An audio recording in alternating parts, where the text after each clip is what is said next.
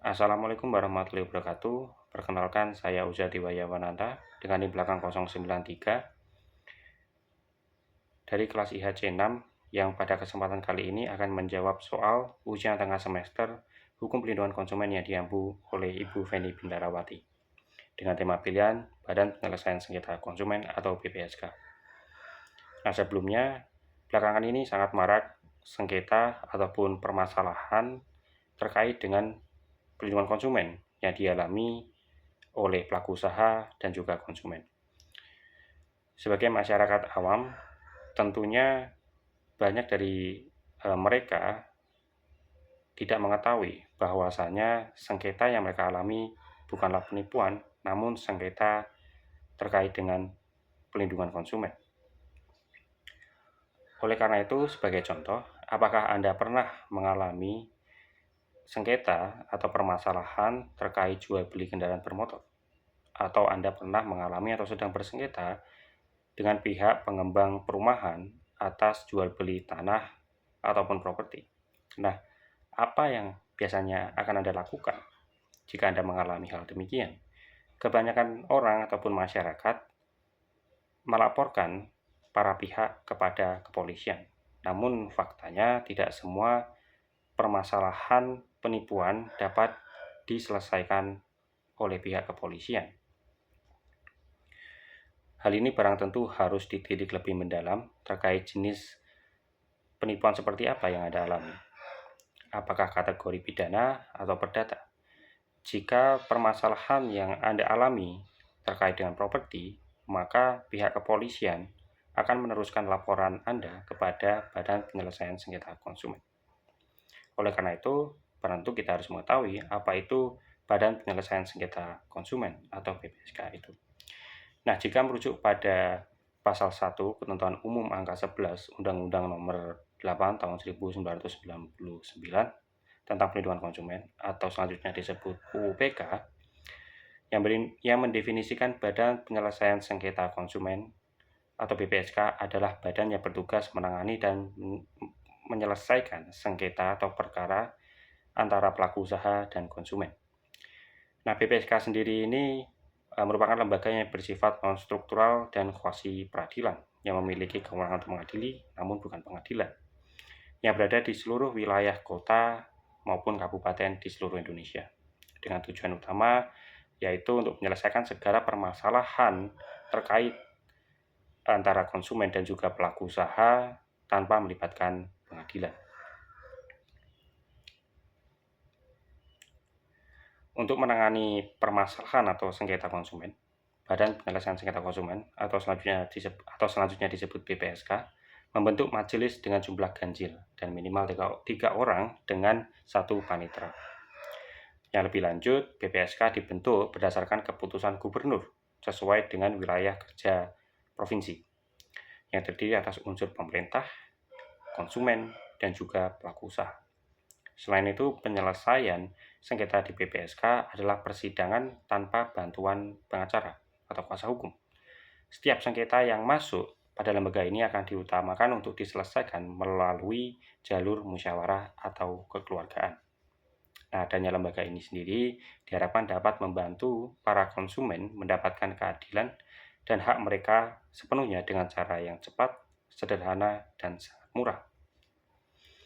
Jika merujuk kepada Undang-Undang Perlindungan Konsumen atau UUPK, yang menjadi tugas dan wewenang Badan Penyelesaian Sengketa Konsumen meliputi yang pertama adalah melaksanakan penanganan dan penyelesaian sengketa konsumen dengan cara melalui mediasi, konsiliasi, atau arbitrase. Yang kedua, memberikan konsultasi pelindungan konsumen. Yang ketiga, melakukan pengawasan terhadap pencantuman klausul baku. Dan yang D, melaporkan kepada penyidik umum apabila terjadi pelanggaran ketentuan dalam Undang-Undang Perlindungan Konsumen. Yang kelima, menerima pengaduan baik tertulis maupun tidak tertulis dari konsumen tentang terjadinya pelanggaran terhadap perlindungan konsumen. Secara garis besar, tahapan untuk mengajukan permohonan penyelesaian sengketa konsumen kepada BPSK adalah sebagai berikut.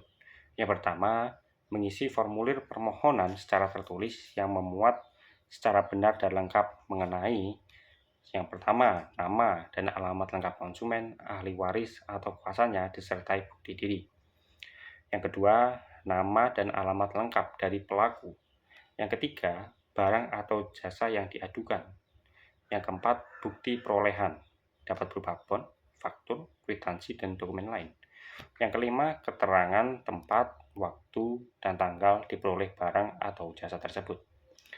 Selanjutnya, saksi yang mengetahui barang atau jasa tersebut diperoleh.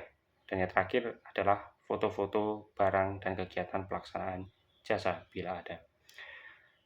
Yang kedua, Ketua BPSK akan memanggil pelaku usaha secara tertulis, disertai dengan salinan permohonan penyelesaian sengketa konsumen yang paling lambat 3 hari kerja, sejak permohonan penyelesaian sengketa diterima secara benar dan lengkap. Dalam surat pemanggilan tersebut dicantumkan secara jelas mengenai hari, tanggal, jam, dan waktu persidangan, serta kewajiban pelaku usaha untuk memberikan surat jawaban terhadap penyelesaian sengketa konsumen dan disampaikan pada hari persidangan pertama.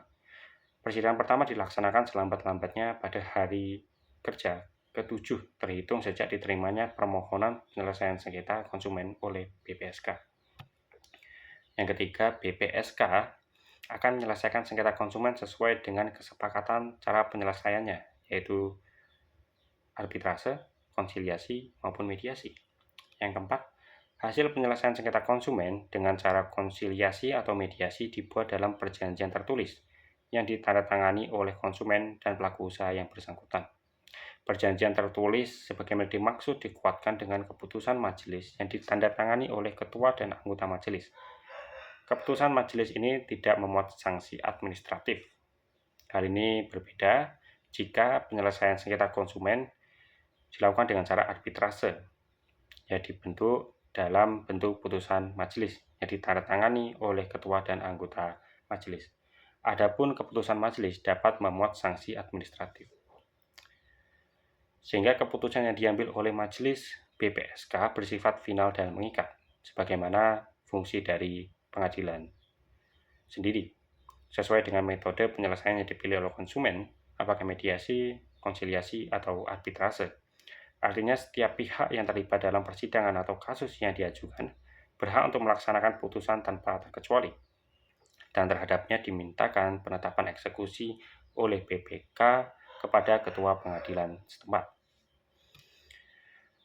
Peran Badan Penyelesaian Sengketa Konsumen atau BPSK dalam menyelesaikan segala persoalan sengketa antara konsumen dan pelaku usaha memang belum dikenal secara menyeluruh oleh lapisan masyarakat, sehingga diharapkan adanya sosialisasi lanjutan terkait peran dan tugas BPSK dalam penyelesaian permasalahan tersebut sesuai dengan peraturan perundang-undangan konsumen.